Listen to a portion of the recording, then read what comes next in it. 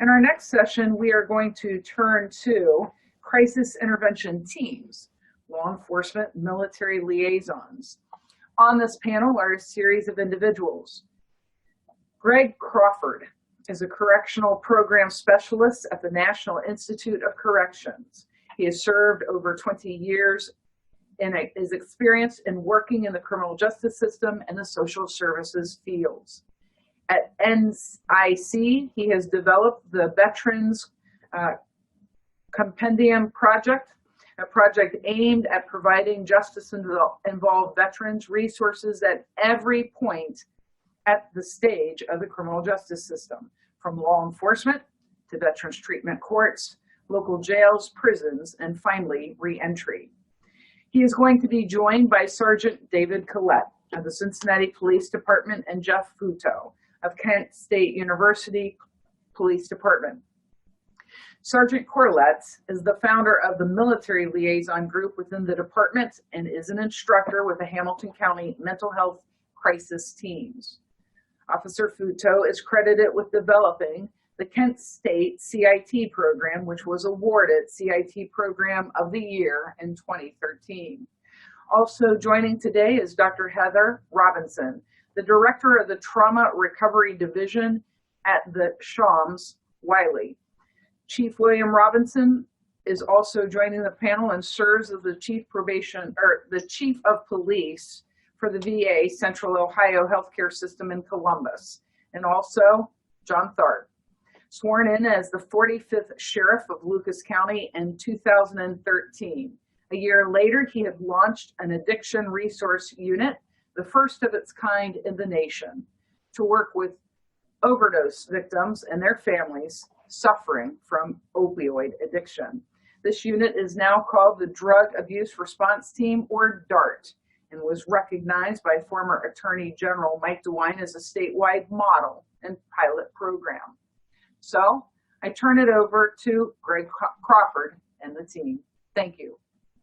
Thank you, Justice Kennedy. And I'd like to also thank Justice Stratton and also my good friend and colleague from the Justice Involved Veterans Network from the state of Ohio, Judge Michael Jackson. It is an honor to be here today, and I thank you for the opportunity. Like many of you here today, I'm a veteran. I served overseas in the U.S. Air Force in Greece and Germany. I didn't see combat. However, I experienced military culture, being away from family and friends, the close bond that is developed with those that you serve with, and some of the challenges of adapting back into civilian life. After my military service, I finished my bachelor's degree at Washington State University. I spent a year working in a juvenile institution and 3 years working at a community-based mental health agency as a case manager and jail liaison. In the last job, I'd go to jails and prisons to evaluate mental health clients and assist in linking these clients with appropriate services to help stabilize them in the community. Subsequently, after working at the mental health agency, I served for 11 years in a local probation department, filling numerous roles such as a probation officer, supervisor on a domestic violence unit, director of probation services, and manager of alternative programs like day reporting, work crew, and community service. I started working in probation just after 9/11 in Pierce County, Tacoma, Washington, just up the road from Joint Base Lewis McChord. At that time, we didn't have veterans treatment courts or specialized housing for veterans in our local jails. We didn't have law enforcement crisis teams trained to deal with veterans in crisis in the local community. But as you can imagine, after a few years of war following the 9/11 attacks, soldiers started returning home from Afghanistan and Iraq. And, as many of you can probably relate, we started seeing an influx of active duty and veterans on our caseloads. You now know through your work in criminal justice that veterans are not typically criminals prior to their military service. But as a result of their experiences in the military, some veterans come home and struggle to adapt to civilian life. Some of them find themselves involved in the criminal justice system. War changes people. Combat fatigue, soldier's heart, PTSD by any other name can still wreck lives. In my experience as a probation officer at the time, supervising largely domestic violence cases, we would typically just supervise the charge and not any of the underlying issues that contributed to a veteran's involvement in the justice system. For domestic violence, we'd supervise them for a DV assessment, DV treatment, and DV victim panel, but wouldn't touch the PTSD for traumatic brain injury or any other service-related mental health issue. The veterans we'd supervised would sit before me broken.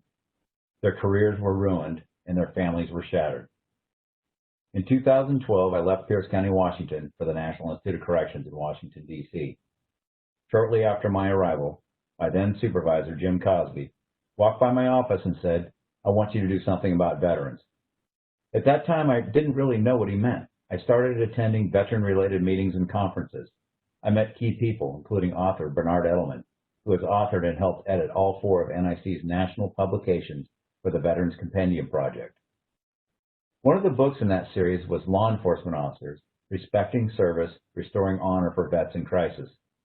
It has simply been the most rewarding work of my career. In the 8+ years I've been at NIC, I do think our justice system is getting better. The first Veterans Court was created up in Buffalo, New York back in 2008 with Judge Robert Russell. What he started is simply amazing. We now have more than 650+ vet courts across the country. But more than that, I believe he brought an awareness to the entire justice system and an understanding that we can and should do more to help veterans who are in crisis. And for those veterans who find themselves involved in the criminal justice system, I believe Judge Russell inspired many efforts across the spectrum of justice, and his leadership has been transformational. We now have specialized programming for veterans in our jails and prisons. We now have law enforcement units trained on military culture that know how to respond to a veteran in crisis in the community. I am truly proud of the work we have done, and to be part of an effort of doing more to help veterans who may be struggling. I am proud to provide agencies across the country with resources and ideas to build a better way to handle justice-involved veterans at any point in the criminal justice system, whether it's in the community, with law enforcement, in jail, in the court system, or in prison. We are here today to have a discussion, to gain a better understanding and compassion for those who have served our country and for their family members. Before we get into the panel discussion, I want to share a clip from the 2018 Library of Congress PTSD panel event. This clip features Officer Jonathan Guider and U.S. Air Force veteran Nick Blaylock. It is followed by a brief interview with Clayton Chief of Police Blair Mahan as he reacts to this clip. Hello, everyone. I'm Jonathan Guider. I'm Nick Blaylock, U.S. Air Force TACP veteran. So, our incident, or our kind of friendship bond, began in 2014. I was working at the Apex Police Department at the time, assigned to the Patrol Division, when Nick's father had come up to the police department to ask for some help with his son. His father, and I'm really glad that his father did this, because it was what actually led to kind of the idea starting to formulate in my head of how I wanted to approach this situation. His father said, my son was in the Air Force. He's just gotten off active duty. He's just been back home for a short amount of time, and he's really having a hard time. So when I asked him what was happening tonight, he said he got mad about something. He said, I moved his computer, and it fell on the floor, and he completely flipped out. He went into my room and just, pushed it and destroyed everything, and he didn't know how to deal with that. Because from his father's perspective, I'm the father, this is my son, I've raised him. He's not able to process that my son's been to combat, he's watched people die, he's killed people. And that changes how your brain works when you go through those situations. So he said, we asked him the basic questions, any firearms or access anything in the house, just because there's a lot of situations that in law enforcement we get trained to deal with, where you see highly trained military individuals who have been in situations like this that wind up getting the deadly encounters in law enforcement on either side of the fence. He said, well, there's a shotgun, but I keep the ammo separated, he doesn't know where it is. And it's funny because I've, talking to Nick afterwards, for one of the first things he said, it was like, of course I know where the ammo was. But so when we get there, the dad, he gave us the key so we could just go in. So, we were trying to do everything as safe as we possibly could for all parties involved. Gave us the key, so we unlocked the door and started calling for Nick. He was up in the attic. He had opened the attic and was in the crawl space in the attic. So when we started calling him to talk down to talk to us, when he came down from the attic, he was just in a pair of swimming trunks. That was it. He didn't have any shoes on. He was bare-chested. When he came down, you know, he had insulation on him just from being in the crawl space, and it was clear he was extremely tense. Like, both his fists were clenched. Like, you could see every muscle on his body was completely tense. And something about, like, the look on his face and the way of everything his dad was talking to me about reminded me of my own personal experiences when I came off active duty, because I was in the Marine Corps. I had multiple deployments, and it was just something, looking at him, it just clicked in my head. So once he came out of the attic and came down to talk to us, we just went into the living room, his dad's living room, and we sat down. And like, he sat on the couch and I sat in this chair, and we just started changing stories. Like, it started off like telling the funny stories that people in the military always share with each other to kind of break the ice, to let him know I'm not just another cop that's here to lock you up, because he had had some experiences with law enforcement before since he's been out, and a couple of them I didn't know until after the fact, but they had, some of the guys at the department we worked with knew him from an incident with his ex-girlfriend at the time, and they were like, oh, he's a, you know, whatever. They didn't know him. They just knew, like, their first impression that they had gotten on a really bad night for Nick. So it could easily have gone that direction for us if I'd have just went in there and not used any of that shared experience and connection to be able to relate with him. So when we started talking, after we sat there probably like 2 hours. Easy 2 hours, no more. Yeah, just talking, just sharing stories. Like, at one point, like, you could see the kind of stress melt off of him, because he went from being so tense and his fist clenched to we're sitting there laughing, you know, telling jokes, telling stories that only, you know, the only people in our shoes would get and understand. But as much as I would have liked to stay there the whole shift talking to him and exchanging more stories, you know, I did, you know, I still had a couple more than a few hours left in my shift, and, you know, my boss man wouldn't let me stay there the whole time. So we had to come to some sort of resolution. And I got it approved by my sergeant at the time I said, he doesn't need any sort of jail, because our department policy at the time was anything domestic. If there's any sort of physical assault or anything, then an arrest has to be made, and he had shoved his dad, like, slightly. So by our policy, he had to go. And I told Sergeant Herring at the time, I said, this is the worst thing that can happen to him. He's put himself out there, and we've made that connection. The worst thing I could do to this man right now is put him in handcuffs, take him to jail, and leave him sitting in the county jail. So I got Sergeant Herring to approve. I said, if I get him to agree to go talk to somebody tonight, will that suffice? And he said, yes. And if anything comes out about it, I told you to do it, and I'll take the heat for it. So we went and we took him to the local hospital where they do, you know, they'll do some of that basic mental screening, and I gave him my phone number, and I got his phone number, and I said, man, I know everybody always says it, but I legitimately mean it. Call me if you need something, anytime. And he was like, okay. And I said, seriously, I mean it. And then left him there that night. So you want to speak for a How's everybody doing? Again, I'm Nick Blaylock, Air Force TAC-P veteran, and subject of this super awesome scenario. So it was, like he said, a very tense situation. I, with my past in both the military and run-ins with law enforcement in the past, was nervous. I didn't know where we were going to go, what he was trying to do. But as I've said since we started the CIT training, the sincerity of the officers that responded that night, primarily Officer Guider, is what put this whole wheel in motion. And I say that because, as he said, you say all the time, hey, if you need anything, give me a call. I'd do it. Everybody's guilty of it. Somewhere in there is a little bit of truth, maybe. For him, it was all truth. When I got out of the hospital that evening, my father came and picked me up. We went back home. Next day came, which every other day does. Got a knock at the door. Who's at the door? Come to the door. It's Guider. He said, hey, man, got you something. What'd you get me? So backtrack a little bit. It was my dog that was missing that started all of this. Somebody came and taken my dog from me. And being a veteran, losing my friends, I had my dog. That's all I had. And once that dog was taken from me, there is nothing I have left except to prove a point. And that's what I thought I was trying to do.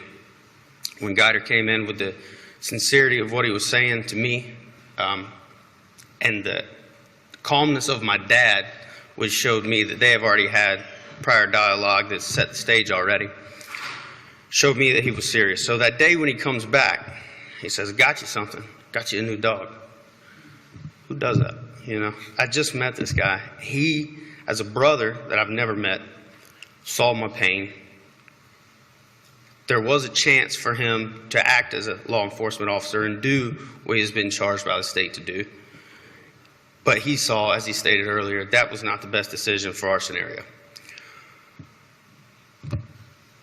After he came back on that day, I got my new dog, Griff. Anybody knows me knows my dog. He asked me, hey, are you interested in helping others? Extending this, going a little bit further than where we are. And of course, absolutely, look at what you've done for me. And I mean, it goes without saying. The officers keeping their promise that day and being sincere in what they were saying and actually caring about a brother who, yeah, probably deserves to go to jail right now, but it's just going to complicate more issues down the line, is what allowed me to go all in and accepting the help. You know, there's other people in my life, my dad, Matthew Myers. I mean, there's numerous people who helped me, but coming from the staple in a community such as a police department, where they're like, hey, we see another problem and we see a way out. We see a light at the end of the tunnel that is not a train. So come with me. Maybe we can help somebody else. And I feel, I haven't seen it myself, I've heard, but in my community alone, there's been dozens of incidents after mine to where the groundwork that we laid out helped ease that situation, made that situation where it wasn't detrimental. The person involved didn't have to leave a legacy of disgust. They were able to stand up after a little bit of talk with their brother, take accountability for what they've done, which is the main thing. This is not a get out of jail free scenario. This is you step up and take accountability for what you've done, and it allows you to sit back in those warrior ethos that we develop in the military, and now you have the ability to take accountability again, and it makes you feel more whole. Yeah, you're still wrong. That's not going to change whether it takes you to jail or not. The situation already happened. But being able to step up and take accountability for it and then go forward and help others in my community is what I feel like Chief Myhan and Officer Guider have given us. It's a great thing. As I said, it's not a get out of jail free card. It is an accountability check. Reality check is what some of us call, but I like to call this an accountability check. Gives you a chance to take accountability for your own. And since that, I feel like personally I've come back better as a man, better as a son, an upstanding member of my community. I have my faults. I fight my demons every day, just like everybody else. But because of this and this alone, I have become a better person, and I can't thank you enough. That's all you, brother.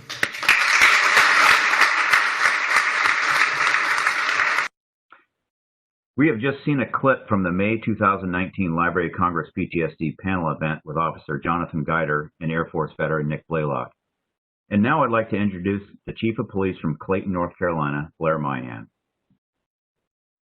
Chief Myhan began in law enforcement in 1994 with the Metropolitan Police Department in Washington, D.C., where he served as a patrol officer and counter sniper with the department's emergency response team. He joined the Apex Police Department in 2005, where he was promoted through the ranks to captain. He became the Chief of Police for the Clayton Police Department in May 2017. He is also a U.S. Army veteran, retiring in 2011 as a first sergeant from the North Carolina Army National Guard with 23 years of service. He completed combat tours in Afghanistan and Iraq and is a Bronze Star recipient. First of all, Chief Myhan, thank you for your service and thank you very much for joining us today. Well, thank you, Greg. I would also say thank you for your service, and I really appreciate the opportunity to speak today. Of course, thank you. As you watched Officer Guider and Nick Blaylock speak at the Library of Congress, can you tell us how you first reacted when Officer Guider reported back to you about that initial incident? Yeah, you know, when Officer Guider approached me and told me about the incident that he had with Nick and the way that he handled it and the success that he had, I was blown away by his ability to react to this situation differently than maybe he had normally in the past. And I thought it was a tremendous approach. It clearly was successful, and I thought how commendable it was of him to treat Nick as a fellow veteran than just a standard police officer dealing with someone who was in trouble. I was surprised at the things that he brought forward to me and his forward thinking about what this program could look like for us within our local police department. So, you know, as you mentioned, this led to developing a training curriculum that builds off of the Memphis CIT model and is specifically about training officers to respond more effectively to veterans who are in crisis. Blair, can you talk to us about how you went about this in terms of gaining support from local leadership and also how you went about developing resources in your local community to support such a program? Sure. So this is several years worth of data that I'll kind of talk about here in the next couple of minutes. But, you know, when Officer Guider brought this idea to me, he said, hey, I would really like to be the go-to guy for all veteran and crisis calls. And I thought it was a great idea, but I started doing some just basic internet searching and looking for police and veteran and crisis encounters. And what I found was these encounters were happening on a frequent basis in every corner of the country. Sadly, in the majority of those encounters, someone was either seriously injured or lost their life, either the police officer or the veteran in crisis. And I was pretty taken aback by how often this seemed to occur and that no place seemed to be immune from it. It wasn't a large city problem or a small city problem. It was a everywhere in America problem. And so I quickly realized that this was a much larger issue than what we were seeing in our local department. So seeing that there was a problem, knowing that there had to be a better way to approach this because Officer Guider had just shown me what that better way was, I looked for training that was offered this is about 2014. So I looked for law enforcement training that was being offered that helped train police officers how to respond to a veteran in crisis. And quite frankly, back then I couldn't find any. And, you know, being a veteran, I figured how tragic would it be if me or another police officer who was a veteran ended up having to take the life of a veteran in crisis who is only acting the way that they are acting because of a service-related injury. And I didn't want to have to live with that on my conscience. I didn't want another officer to have to live with that. So not finding training, we decided to develop our own. So what I did is I took the concept of what Officer Guider had brought to me, had a very loose idea of what training might look like, not the minutia of the training, but just the duration of it and some of the things that we might address in it. And I went to the law enforcement chief officers, chiefs and sheriffs around the area where I worked and brought this concept to them. And I said, tell me, what am I missing? Where am I going wrong? Is this something that I should or should not do?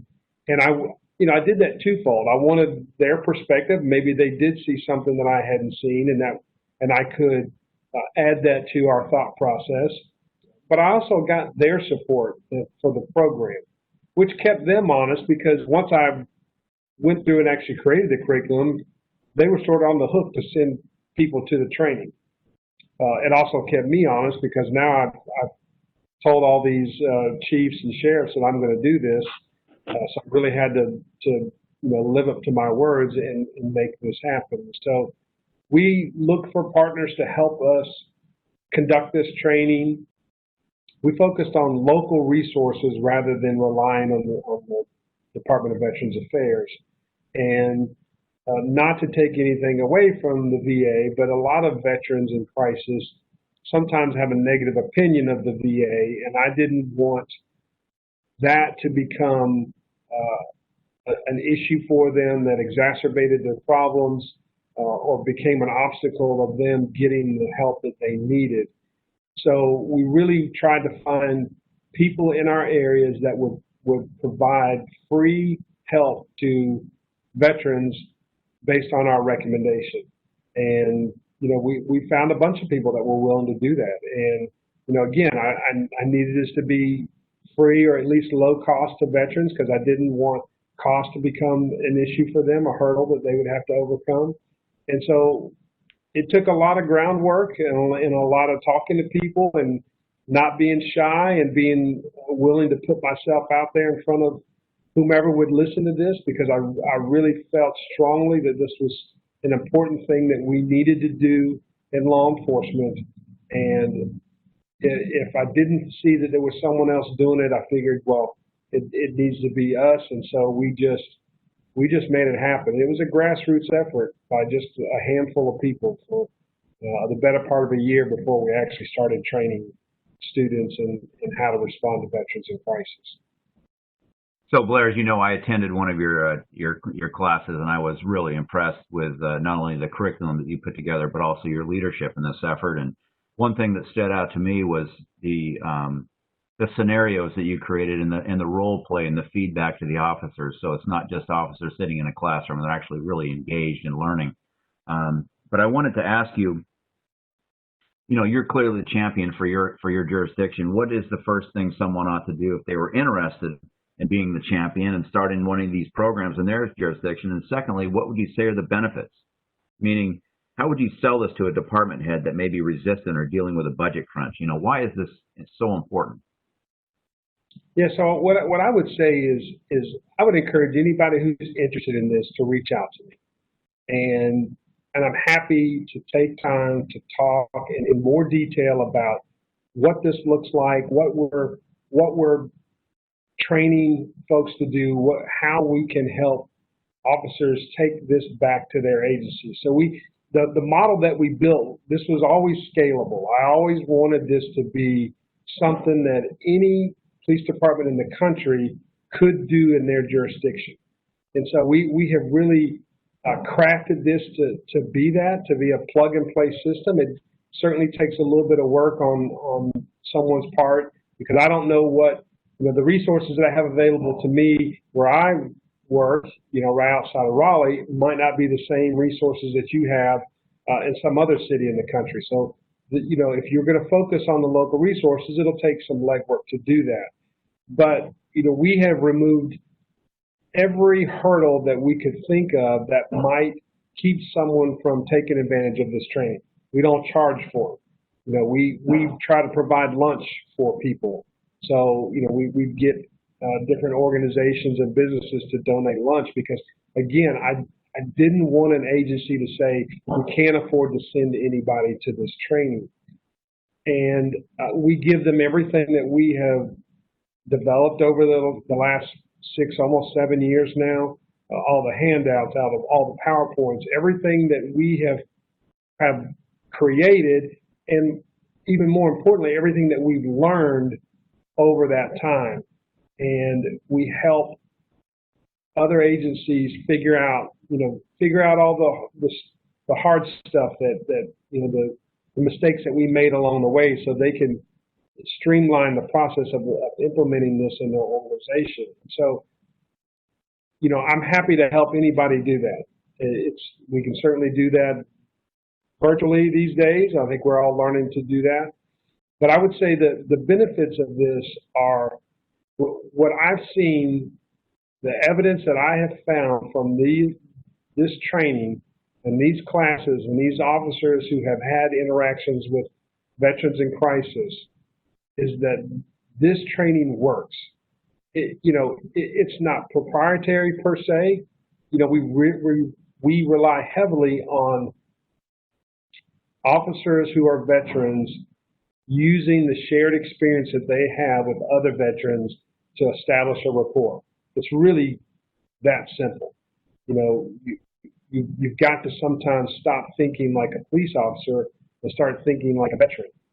And that's not to say that we forego officer safety skills or any of those things, but why Officer Goddard was successful was because he talked to Nick as a veteran to veteran. And the evidence clearly shows that we are saving lives, we are avoiding injuries, we are getting people the help that they need. I mean, I could recount, you know, countless stories of veterans that I've dealt with personally who are now doing very well. They have, you know, turned their lives around from some mistakes that they made, and they're very productive. And ultimately, that's what we want, right? We want officers to go home to their families at the end of the night, and I want veterans to be able to reintegrate back into society successfully and be contributing, successful members of society that they were before they went overseas potentially and you know, developed whatever issue that is causing the crisis for them. So it is, I think, well worth the effort, particularly when you look at you know, a cost-benefit analysis of this. If this training doesn't cost you anything except 2 days of your time, you know, to me it's a no-brainer that this is something that police departments all over the country ought to be putting into practice. Yeah, you know, the other thing, Blair, is that it kind of stops the veteran from furthering into the criminal justice system. So, you know, it's a cost savings, you know, across the board. Do you have any final thoughts for us that you'd like to share about this program or the success that you've seen? Yeah, you know, what I would tell police officers and executives around the country is that, you know, this is something you have to do. It is, I think, clear from the evidence that we've collected over the years that we're saving lives through training, through utilizing our resources better than maybe we had done in the past. And, you know, everything that I've seen from all the encounters that we've had with all the students and the veterans that we've talked to, we've not had any deaths from this class. We haven't had any serious injuries. So from just a sheer, you know, employee management liability issue, we're saving agencies money. We're saving people's lives. And this is, again, I think a program that must be in your toolbox if you're going to, if you even think that you're going to encounter veterans in crisis in your communities. Without question, that is the most important thing, saving lives and community safety. So thank you again for joining us today and sharing your experience. I know that the folks here today appreciate you coming on here and sharing your insights with the crisis intervention training and what you created. Thank you, Greg, and good talking to you again, and always a pleasure, and I'm happy to take any opportunity that I can to talk about what we're doing. So, thanks. Sir. Now, I'd like to introduce Sean Clark, National Director, Veterans Justice Programs, who will discuss opportunities for collaboration between local law enforcement and VA medical centers through the Veterans Justice Outreach Program. Well, thank you very much, Greg. I really appreciate the opportunity to talk about how the U.S. Department of Veterans Affairs can be a valuable partner for law enforcement agencies that are interested in starting or expanding a veteran-focused response initiative. The Veterans Outreach Program, or VJO, is one of the U.S. Department of Veterans Affairs' 2 healthcare outreach programs serving veterans who are involved with the criminal justice system. The Healthcare for Reentry Veterans, or HCRV program, provides outreach to veterans preparing to reenter their communities following incarceration in state or federal prison. Veterans Justice Outreach, or VJO, directs its efforts toward the front end of the criminal justice system, courts, local jails, and law enforcement agencies. Every VA medical center has at least one VJO specialist, a licensed independent mental health clinician who serves as a liaison between his or her VA facility and the criminal justice system in local communities. Although the work that VJO specialists do as members of veterans treatment court teams is by far the best known part of the program, VJO partnerships with local law enforcement can ensure pathways into needed treatment for veterans who are in crisis. VJO specialists regularly deliver presentations to area law enforcement agencies, focusing on locally available VA treatment resources and the practical steps involved in getting a veteran from a street encounter into VA care. Some VJO specialists even serve as faculty in formal law enforcement training programs, such as state police academies and crisis intervention team trainings. In addition to these local partnerships, the VA and VJO commitment to partnering with law enforcement has played out on a national scale. Between 2012 and 2015, the VJO program worked with VA's Law Enforcement Training Center and VA's Office of Mental Health Services and Suicide Prevention to design, test, and deliver a 2-day training to all VA police officers across the country. That's a force of over 3,000 officers. This training focused on verbal crisis de-escalation, mental health issues, and locally available VA resources. Evaluation results showed that the training had a significant impact on improving officers' skill in identifying local treatment resources for veterans in crisis. A condensed version of this training was filmed and incorporated into the Law Enforcement Training Center's basic officer course, which all newly hired VA police officers complete. The training video is also publicly available online. You can see the link in the lower right-hand portion of the slide. Two needs that officers commonly relate to VJO specialists are a way for an officer to determine an individual's veteran status quickly and accurately, and a rapid turnaround when bringing a veteran to a VA medical center for care. Both issues can be addressed through strong partnerships between local law enforcement and VJO. Officers can use a VA web-based tool, Squares, for Status Query Exchange and Response System, to determine within a few minutes or less whether an individual has a record of military service. Protocols for community law enforcement officers bringing veterans to VA facilities for care can also be designed with the officer's needs in mind. To contact a VJO specialist at the closest VA medical center, please see the VJO program website in the upper right-hand corner of your slide. And with that, I'll hand it back to you, Greg. Thank you. Thank you, Sean. And as you've heard, the VA is very willing to assist and partner with local law enforcement. What a great resource. Now I'd like to turn it over to Don Harris, Senior Project Associate from the Substance Abuse and Mental Health Services Administration, or SAMHSA, to share some resources with you as well. Don? Thank you, Greg. Hi, everyone. I'm Don Harris, a Senior Project Associate with SAMHSA's SMVFTA Center for Service Members, Veterans, and their Family Members Technical Assistance Center. I'd like to take a moment to provide a brief overview of a collaboration initiative that our team has been supporting in communities across the country over the past several years. The SMVFTA Center exists to support capacity strengthening of state and local behavioral health systems that serve our veterans and service members. Over the past decade, we've worked with all 50 states, 4 U.S. territories, and the District of Columbia. And one of the ways we've been supporting communities is through crisis intercept mapping.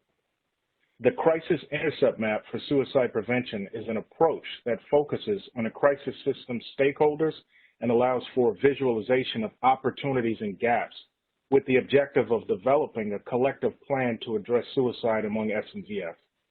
Crisis Intercept Mapping is based on the Crisis Intercept model, which focuses on the practices, protocols, and connections between critical community stakeholders across 4 broad intercepts: first contact, acute care, care transitions, and ongoing treatment and recovery supports. There are 4 primary goals in Crisis Intercept Mapping: to assess gaps, strengthen partnerships, support the implementation of best practices, and to develop a visual map and plan. Over the past 3 years, the SMVFTA Center has facilitated crisis mapping across 25 county and city level teams from across the country. Those community members who participate in crisis intercept mapping convene and discuss information about their organizations, which helps to build a picture of where the greatest opportunities may lie across the crisis care continuum. These community stakeholders include primary care providers, police departments, sheriff's offices, dispatchers, crisis hotline, and other vital community actors. If you'd like to learn more about crisis intercept mapping, please contact the SMVFTA Center at smvftacenter@prainc.com. All right. Well, before we get onto the panel discussion, this is Greg Crawford again. I just want to say thank you to Officer Guider and Nick Blaylock for sharing their story, and to Chief Blair Mayan for recognizing the opportunity and being a champion for veterans response teams. In addition, I'd like to thank Sean Clark from the VA and Don Harris from SAMHSA for their commitment to helping veterans and their willingness to collaborate to try to help facilitate better outcomes for veterans who might be struggling. A lot of really good resources from both federal agencies. We're going to turn our attention to the panel discussion. I'll ask our panelists to please unmute themselves and also to start the video so people can see who's talking. This is my producer. With us today is Archie Weatherspoon. I just want to say thank you for being here today. And of course, I'm Greg Crawford. We'll go to the next slide, Archie. Now, this is sort of a signature feature of the Veterans Compendium Project. You've noticed earlier the 4 publications that we've released. In each of these publications, we have a "So You're Thinking of Starting a Veterans Response Team or a Veterans Treatment Court." These are some questions I think you ought to consider if you're thinking about starting a veterans program or a crisis intervention program, or maybe even improving upon an existing program. We're going to go ahead and introduce the panelists now. Archie? Okay, I'm going to start with Officer Futo. He's a law enforcement officer at Kent State University Police Department. He's the Ohio CIT coordinator, law enforcement liaison for the Criminal Justice Coordinating Center. I'm going to ask each of the participants or the panel members to take about 30 seconds and kind of introduce themselves. Officer Futo? Hi, my name is Jeff. I'm a police officer. It's going on about 22 years now for Kent State University Police Department. It's in Kent, Ohio. I'm also the Ohio Crisis Intervention Team coordinator, law enforcement liaison, and that's for the Criminal Justice Coordinating Center of Excellence, which operates out of Northeast Ohio Medical University, which is located just down the road in Ridgetown, Ohio. Thank you, sir. Next slide. And now we'll introduce Dr. Heather Robinson, who is a U.S. Air Force veteran. She is the director of the Trauma Recovery Division at the VA Central Ohio Healthcare System. Dr. Robinson? Good afternoon. As Greg mentioned, I am the director of the Trauma Recovery Division. Prior to that, I served in the Air Force for 4 years as a captain. And while in the Air Force, I was the officer in charge for our alcohol, drug abuse prevention and treatment program, and also the traumatic stress response unit. But outside of my interest in post-traumatic stress disorder, I'm also interested in helping outside agencies identify and work with veterans who may be struggling with psychiatric symptoms. My work with the Veterans in Crisis and Critical Incident Liaison Program for first responders allows me to work with first responders to better equip them when encountering veterans. Also, the information can help first responders who may be struggling given the nature of their work. Thank you. Thank you, Dr. Robinson. Chief Robinson is a U.S. Army and U.S. Air Force veteran. He serves as the Chief of Police for the VA Central Ohio Healthcare System and Director of Law Enforcement for the VA Healthcare System, VISN, serving Ohio, Indiana, and Michigan. Chief Robinson? Good afternoon, and thank you for giving me the opportunity to be here today. As you said, I'm the Chief of Police for the VA Central Ohio, and I also oversee all the VA law enforcement facilities in Ohio, Michigan, and Indiana. I'm a proud United States Army veteran and, as you said, United States Air Force veteran, a total of 11 years. I'm very active with numerous programs to help equip first responders with information and skills needed to help veterans they encounter who are in crisis. I'm also dedicated to increase the positive interactions between veterans and first responders and reducing the suicide rate amongst everyone. Thank you, Chief. Next slide. Sergeant Dave Corlett serves as a police officer with the Cincinnati Police Department. He's the military liaison coordinator, and he's also a U.S. Army veteran and served in Desert Storm. Sergeant Corlett? Well, that was pretty much my introduction. You stole all my thunder. Sorry about that.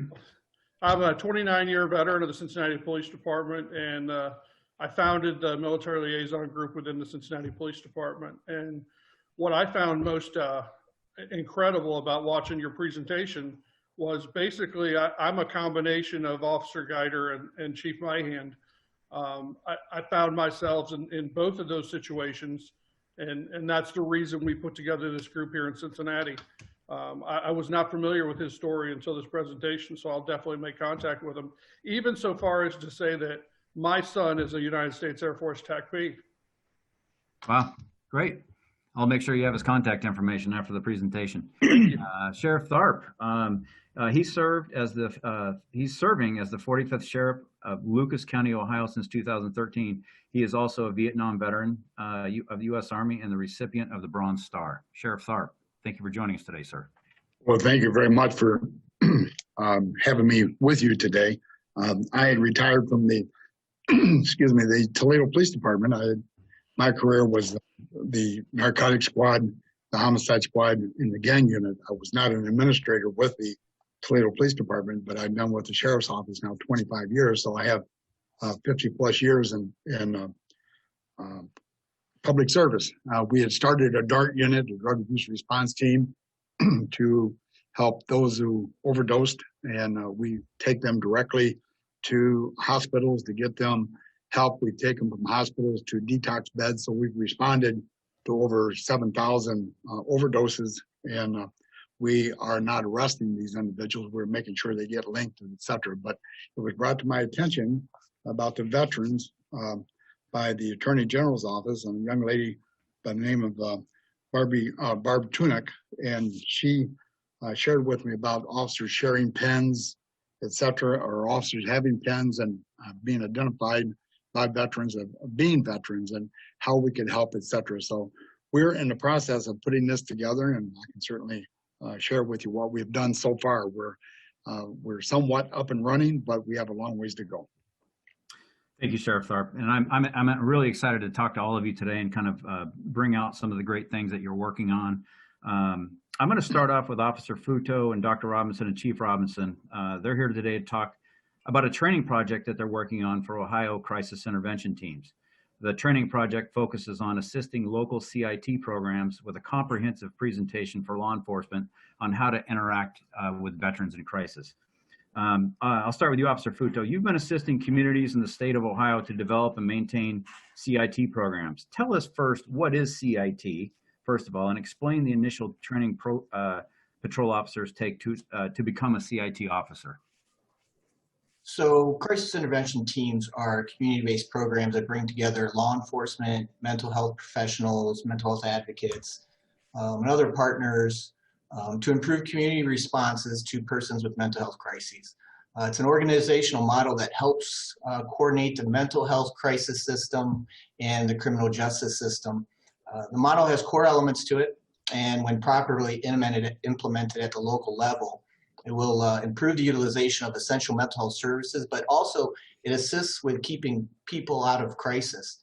The model, it consists of about 10 core elements, and they're broken up into three groups. It's ongoing elements, operational elements, and sustaining elements of the model. And examples of those are like developing partnerships, developing policies and procedures, defining the role of CIT officers, dispatchers, coordinators, program evaluation, and then also training being one of the elements. And law enforcement plays a vital role in this crisis intervention team, often being the initial contact with people in crisis as representatives of the criminal justice system. And to this end, the crisis intervention team model helps define a law agency and its members' roles in their local crisis care and criminal justice system as it relates to people in crisis.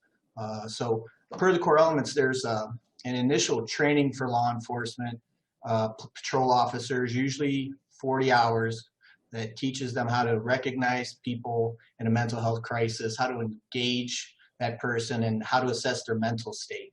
And then how to best resolve the crisis by utilizing their local crisis care system when possible.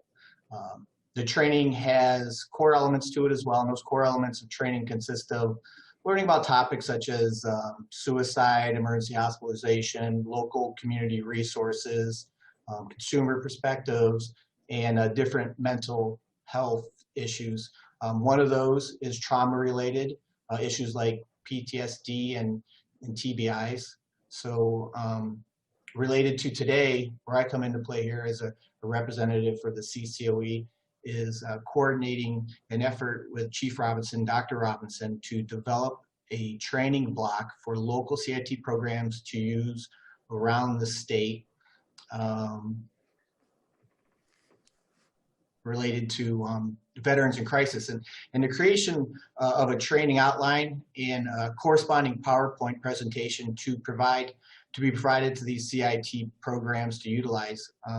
The presentation will also be filmed by Dr. Robinson, Chief Robinson, into different length versions to also be utilized around the state to train law enforcement. But for the most part, I'll leave it up to the Robinsons to explain their project and also kind of the content of it. All right, thank you, Officer Futo. Next slide, please, Archie. I'm going to shift over to Dr. Robinson. Can you please describe some of the work you're doing at the VA Central Ohio Healthcare System and collaborative efforts with law enforcement? Sure. So I've partnered with our police department for approximately the last 2.5, 3 years to provide the program that we provide to local first responders. We've found it's helpful for first responders to know some of the unique experiences a veteran has had and the unique challenges they may be facing as a result of these experiences. We also believe having this information can aid in a more positive outcome when a first responder is involved. We also make sure to acknowledge that not every veteran will have these issues. There are many veterans that encounter traumatic events, and for various reasons, they don't struggle with mental health symptoms. So, we want to make sure that being a veteran doesn't make somebody assume that they have, that they're going to have these struggles. But for those veterans who do, we want to provide the tools needed to best help them. Yeah, so yeah, that's interesting. My background in probation, we never could take a cookie cutter approach with every single person that came before us, and the same thing goes for veterans you come across. Everyone has a unique story, so I appreciate that. Chief Robinson, I want to shift over to you for a moment. You're working hard to improve positive interactions between first responders and veterans, but also being aware of recognizing problems for staff and coworkers. Talk to us a little bit about your work and the impact that it's having. Like a lot of the training that's been talked about today, and Sergeant Corlett, I had the privilege of sitting through your class 2 years ago at the Attorney General's conference. So it was a great class, sir.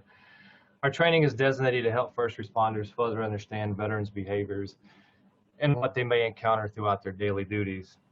It gives first responders a better ability to determine what will likely be most helpful and anticipate what will be needed to accomplish that, and to resolve these situations in ways that veterans get more of what they need, including getting directed to the care and services needed immediately or over the time. We also discussed some of the techniques that have been seen to be successful, tools to put in the officers or first responders' tool belts when a veteran is in crisis. Many veterans are living normal lives and are very successful, giving back to their communities. But when we talk about those that may be needing your assistance, they may be slightly suffering, or it may be evident that when you come across, you could be the one person in that veteran's life that makes a difference. We also discovered that when we first started doing this many years ago, this program, we were focusing on veterans, and it became clear that we're missing a whole group of people. First responders have front row seats to horrendous aftermath of natural disasters, terrorist attack, violent domestic disputes, traffic accidents, and much, much more. Many first responders have military experience, and therefore their experiences as first responders pile onto their career that is already rifled with trauma.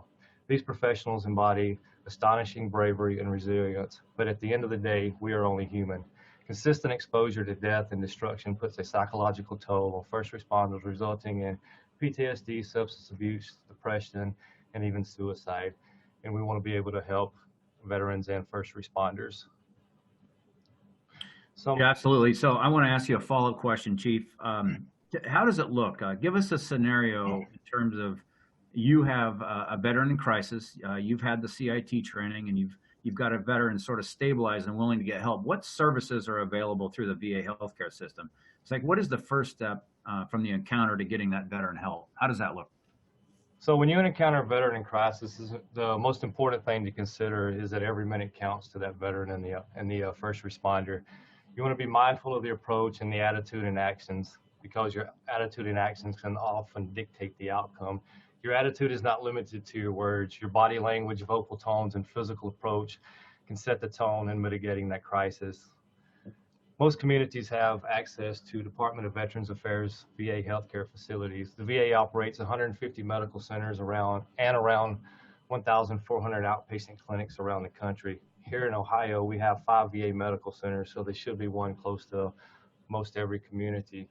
As you've also heard several times today, the VA Medical Center has a Veterans Justice Outreach Coordinator to spearhead local efforts directed towards veterans who encounter the legal system.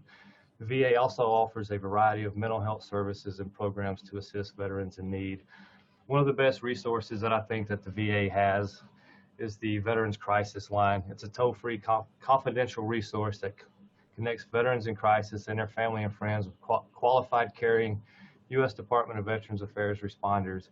Veterans and their loved ones can call 1-800, I'll post this in the chat box later too, 1-800-273-8255 and press 1.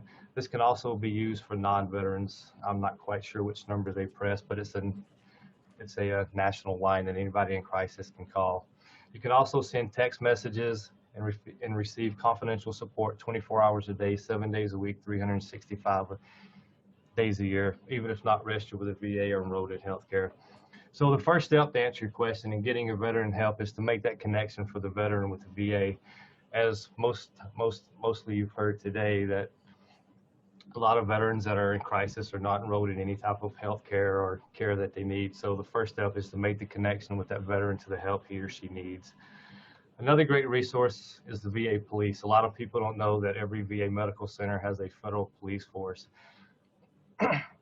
We are great in helping connect the right resources and can avoid delays in automated phone trees during emergency events. I would highly recommend that everybody that's on this call today reach out to your local VA and get their dispatch phone number, because if you have a veteran in crisis, you can call the VA police and they can get you in contact with somebody in their facility that can help you if you're on the ground with, say, a barricaded suspect, a suicidal person, and can give you some of the information you would need to help defuse the situation. So, Chief, I'm going to ask you just a brief follow-up question. I'll move on to Sergeant Corlett. So, you talked about making a connection with the veteran and the VA, and just do you see the stress kind of roll back a little bit once you make that connection? How big is that? Once you make the connection, statistics have shown once a veteran is in any type of treatment, I know there's a stigma out there about the VA, so I'm not going to push the VA, even though we're great. But as long as you get the person the treatment they need, doesn't matter who it is, get them enrolled in any type of treatment. Once they get started in the treatment, and Dr. Robinson can probably answer this one better than I can because that's her career field. Statistics has shown that veterans have improved tremendously just by talking to somebody, even having a positive interaction with a first responder. That goes a long way to help diffuse in a situation when that veteran's in need. Yeah, thank you, Chief. So, Sergeant Corlett, I'm really excited to talk to you. We've had a few conversations leading up to this panel. So you heard Officer Futo and Chief Robinson sort of describe their work. Talk to us a little bit about what you're doing in Hamilton County. Well, in Hamilton County, we've kind of already established these veteran response teams.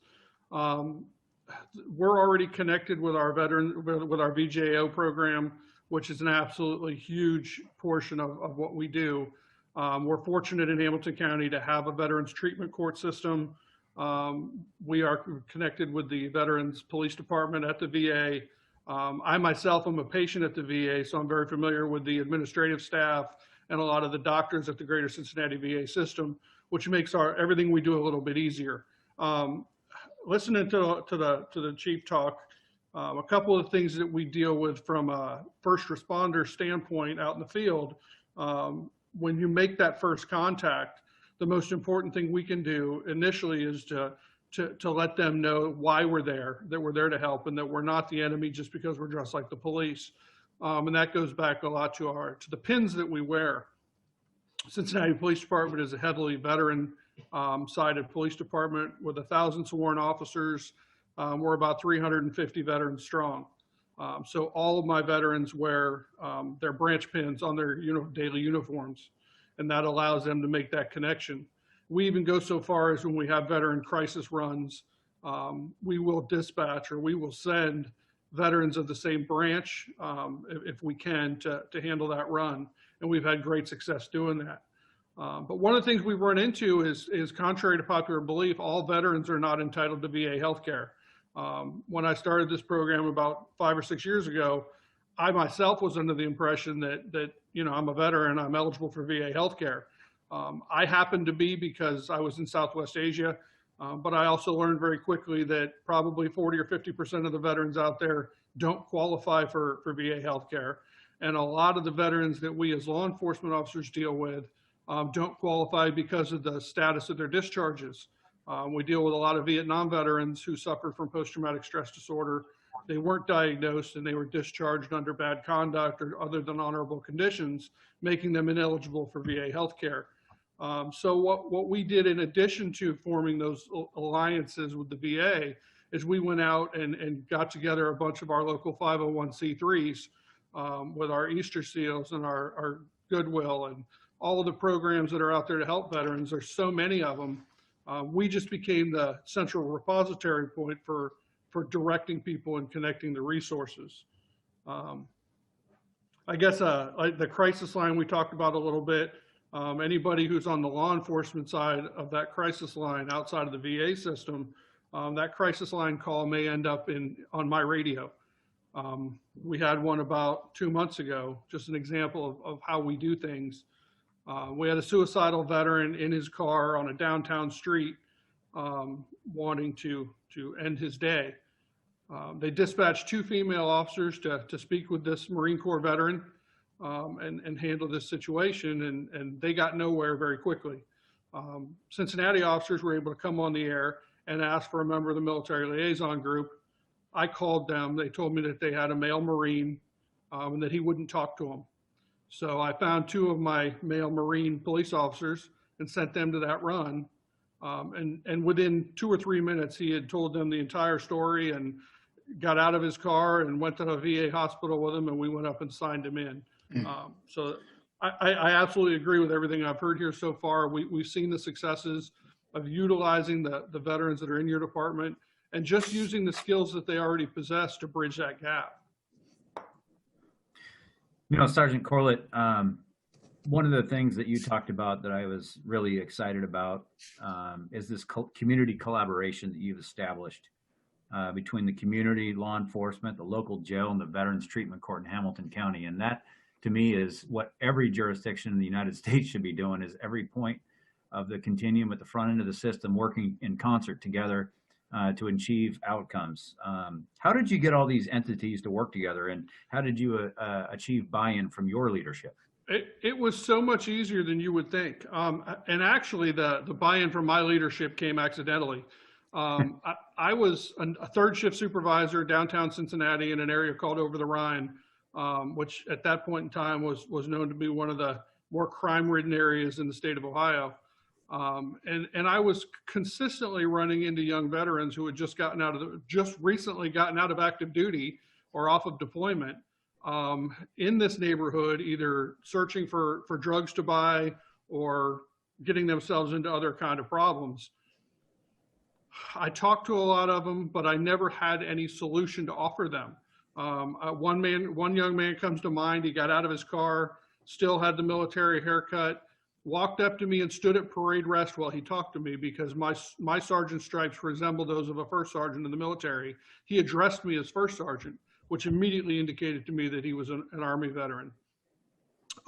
He stood at parade rest and listened to everything I said as I kind of dressed him down for the activity that he was participating in, and basically brought him to the point of tears on where his life had gone. And at that very moment, I knew that that young man would accept any help that I could offer him. He was willing to get his life back in order with my help at that very moment. And I suddenly realized that I didn't have a single thing to offer him. That was the beginning of what we did. I just didn't know what to do for him other than to lecture him. So I started volunteering my time with an online veterans peer support group called Battle in Distress. Battle in Distress is a nationwide, still exists, it's on Facebook, it's on the internet, a nationwide veterans peer support group that helps any struggling veteran from I can't find a job to I'm about to commit suicide. Very quickly with that organization, because of my law enforcement and crisis intervention background, I became the law enforcement wing of that organization. And whenever they would deal with a veteran who called in that was suicidal, they would contact me. We were on call, And I would get involved in that call, and I would gather the necessary intelligence to help law enforcement make a safe response on that run. So we would have a suicidal veteran in Dallas, Texas, and I was the one who was taking the information, contacting law enforcement in Dallas, making the proper, getting the answers to the questions that the officers had, and the runs would turn out to be safe for both involved. And after doing that for a little while, and having been a Cincinnati policeman at that point for about 25 years, I'm well aware that my chain of command never likes surprises. They don't like to find out you're doing things like that from anyone other than you. So I decided I probably should call upstairs to what we call the second floor and let them know that, I'm volunteering my time with this organization and that I'm now representing the Cincinnati Police Department when I do it. So I gave a presentation to our chief at the time about what we were doing. And to my surprise, he stopped me 3/4 of the way through and he said, that's a fantastic program, and now you do it for me. And I said, well, what does that mean? And he said, I want you to design a military program for this police department, doing those kind of things for our residents and for our citizens in our community, and I want you to make it successful. And pretty much gave me the blessing to go out and design the program to make things successful. And the very first thing we did was look around our community to see who our partners needed to be successful. And like I said, as a military combat veteran, I had never been to the VA system in the 25 years I had been here. And I actually worked in the district where our VA is for almost 10 years. So I didn't have those relationships at the time. So we formed our relationships with the VA, and we formed our relationships with the 501c3s, and we were able to put those teams together. Everybody wanted to be a part of it. Up until COVID, we had a monthly meeting where we got everybody face to face so that the conversations would happen so easily. No one would hesitate to shoot me a text message at 10 o'clock at night, if they had an issue that I could help with. If the Easter Seals needed somebody transported from one side of the county to another, they could text me at 10 o'clock at night, and I'd find a policeman to go pick that guy up or that gal up and transport them. We were able to do all those things together as a team because everybody wanted to participate. That's incredible. You have to give credit to Chief. Is it Chief Elliot Isaac that supports you? It was actually Chief Blackwell who approved the program originally. Okay. And then the following chiefs have given me 100% support. And actually Chief Isaac, the direction he has given me is to make myself available to anybody that needs our help with veteran issues. And that he told me that if Indianapolis Police Department calls with help and they need help with a veteran, I'm supposed to drive to Indianapolis and help. So we do what we can, and without the support of my administration, we wouldn't be able to do it. Yeah, absolutely. That's critical to have that buy-in like that. So up to this point, we've talked about successful existing programs. I want to kind of shift our attention to Sheriff Tharp, who's actually in the process of implementing a veterans program in his jurisdiction. And I know that you've mentioned, Sheriff Tharp, that you're retiring at the end of the year, and I know that this is a goal of yours, and you've been laying the groundwork to implement a program. Where are you at in terms of implementing your program, and what do you hope to accomplish before the end of the year? So we know before we walk, we're crawling right now. So we have put together our collaboration, and we started with the Veterans Administration, Lee Armstrong, that helped us a lot in Veterans Matter. It's an organization that supports veterans locally, along with our relationship and collaboration with the Toledo Police Department, Toledo Fire Department, and if I could just list a few of them that we've collaborated with, is the Lucas County Metropolitan Housing and Homeless Board, Toledo Veterans Women Group, and the local military recruitment officers departments, the Air Force, the Army, Marines, Navy, are all on board with us and are working with us, along with our Veterans Court. We do have a Veterans Court, Judge Conley, but Judge Coven from the Juvenile Justice Center is on our committee as well, along with Julie Bates, our Lucas County prosecutor. So we found that we really needed to get this collaboration with mental health and outreach agencies such as Renewed Minds, et cetera, for all of us to come together to get ideas and et cetera. I certainly do not have all the answers. I I know people that do have all the answers, and we were very fortunate to be able to have a Zoom call with Sergeant Corlett. We brought in all of our outreach agencies and departments that are working with us to get this started. So that's where we're at. So we've all had CIT training, the police department, the sheriff's office, and also the fire department, but we haven't had the veterans training. And so now we need to put together the veterans training for all of our officers involved. We knew that we needed to get pins. We wanted to get pins, so and patches for all the deputy sheriffs, correction officers, the fire department, and the Toledo Police Department.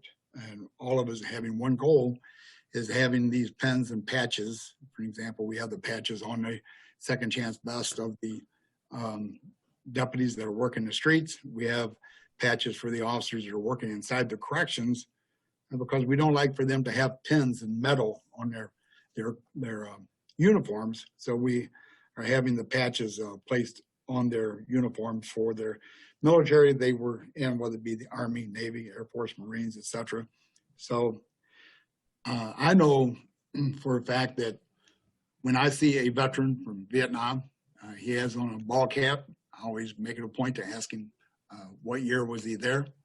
Always make it a point to welcome him home, and that creates some very, very positive conversations. So we've had people being arrested and brought into our correction facility.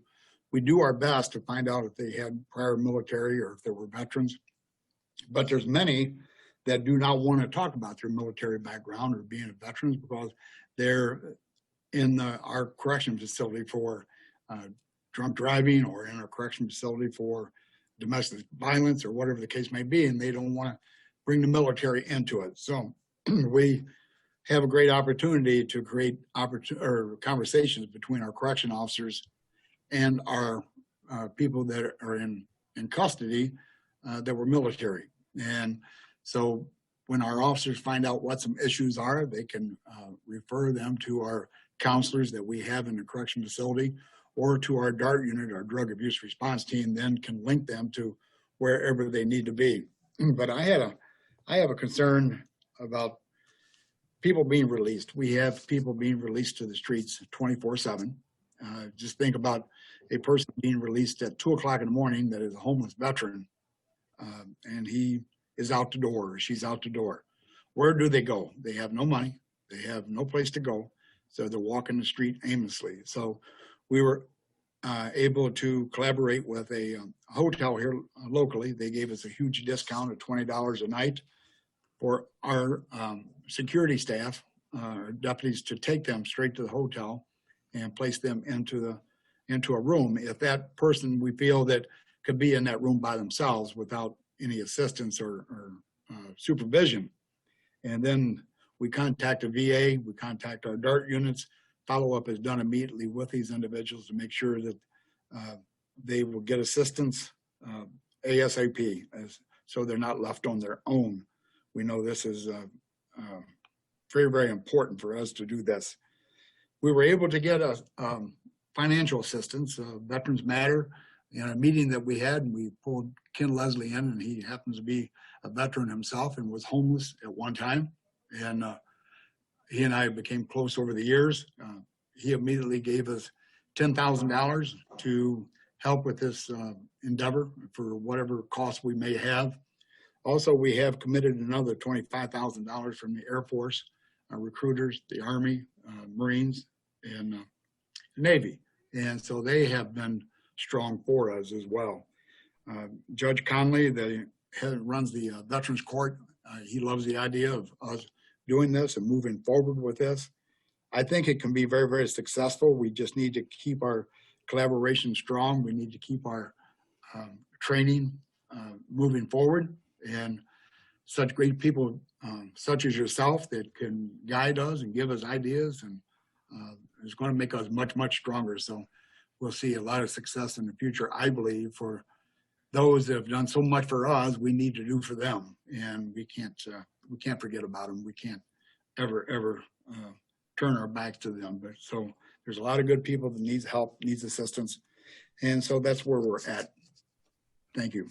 Well, thank you, Sheriff Tharp, for sharing that. And I know that you'll probably, Sergeant Corlett, you'll probably be getting some phone calls before Sheriff Tharp retires. And you know you've got some resources at your fingertips, Sheriff Tharp, if you need it. So I encourage you to keep reaching out and keep building this thing as you wind down your time there. Thank you, Mr. Crawford. Yeah, of course. I want to, we got about 7, 8 minutes left, and I wanted to shift our attention over to Dr. Robinson and give her an opportunity to talk a little bit about why do you think, Dr. Robinson, is it important for first responders to be better informed about PTSD and other mental health issues veterans might be struggling with? So we all handle situations differently, especially traumatic ones.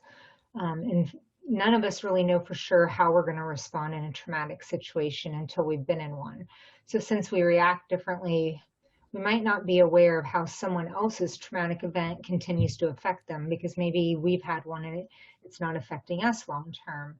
So having information to better understand the potential struggles and having the right tools to interact with the veteran helps to de-escalate situations, and that will result in a better outcome.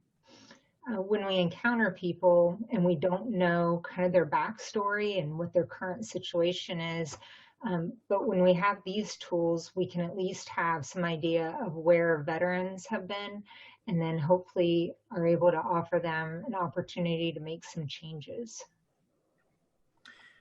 So, Dr. Robinson, I want to stick with you for a second here. We have a lot of folks listening to our discussion today, and both SAMHSA and the VA have talked about resources.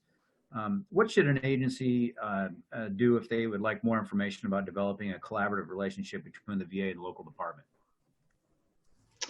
Well, usually people contact our chief of police, so Chief Robinson, and he helps those agencies kind of determine what exactly their needs are so that we can tailor it a little bit more to them. And also, what time do they have available? I mean, we know everybody is busy, and some people can make available an hour, some people can make available 3 hours. So we talk with them about some of the options, and he usually kind of makes all those connections, works out those details. So contacting Chief Robinson is probably the way to go for our VA program. All right, so I think you've answered my next question. Is there someone that can talk to leadership and assist them with gaining support for their training and with the implementation process? Would that be Chief Robinson? Yeah, for our VA program, it would be Chief Robinson. Okay, so the other healthcare systems in the state of Ohio, they would reach out to their chief of police as well. Is that sort of a role that they would take? The healthcare systems, like the doctors.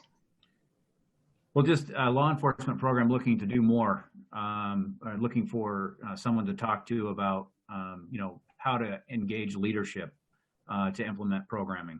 You mentioned Chief Robinson. Is that kind of okay? That would be pretty much the same. That's what I thought. Okay, so we're kind of winding down here on time, and I think we've heard some great things today about creating or implementing veterans programming, along with collaboration, achieving buy-in from frontline officers to leadership, but also inspiring others to want to do more. So I'm going to pose this last question to Officer Futo or Chief Robinson, Sergeant Corlett. Each jurisdiction will have different nuances, challenges, and resources, but what are some key components that are a must for starting a CIT and or a veterans program? Can you each name one or two for us? And I'll start with you, Officer Futo. Key components starting a CIT program, to developing community partnerships in the coordination of local community services and systems. Bringing community members together that often operate in their own functional silos can be a difficult thing to do, especially two different systems being the criminal justice system and the mental health system, and coordinating those services where they overlap. And then the second one being helping law enforcement understand their role with people in crisis, and operating within the framework of the crisis intervention team starts with policy and leads to organizational change, which can be difficult for any organization, let alone law enforcement. And convincing law enforcement agencies that change in operations is worth it. It's worth it to their agency, and it's worth it to their community members. and then how to implement those changes that goes along with that once they're committed.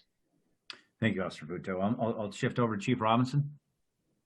I think Officer Futo hit all the major points, but to me, it's bridging the gap between veterans, first responders, and treatment services that are available out there to them. To me, that's the biggest issue or concern, is getting the veteran the help that they need when they need it, and in treatment as soon as possible.